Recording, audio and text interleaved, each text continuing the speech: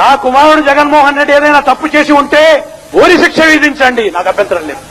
23 మంది శాసనసభ్యులు ఉన్న అదే చంద్రబాబు నాయుడు గారికి నేను కూడా చంద్రబాబు నాయుడు గారి మాదిరిగానే ఆలోచనలు చేసిందంటే చంద్రబాబు నాయుడు గారి ప్రతిపక్ష హోదా స్టేటస్ కూడా వచ్చి ఉండేది కాదు, అలా ఉండేవాడు ఇక్కడ కాదు. అవునయ్యా, నీకు తెలియకపోతే తెలుసుకో వాస్తవాలు. నేను కూడా నీ మాదిరిగానే ప్రలోభాలు పెట్టినింటే, నేను కూడా నీ మాదిరిగానే మంత్రి పదవులు ఇస్తా రెడీగా కానియండి అని ఉంటే, నేను కనుక డోర్ తెరిస్తే నోట్లో నుంచి మాట చెప్పడం లేదు, ఎంతమంది టచ్లో ఉండాలని చెప్పి సంతోషపడండి.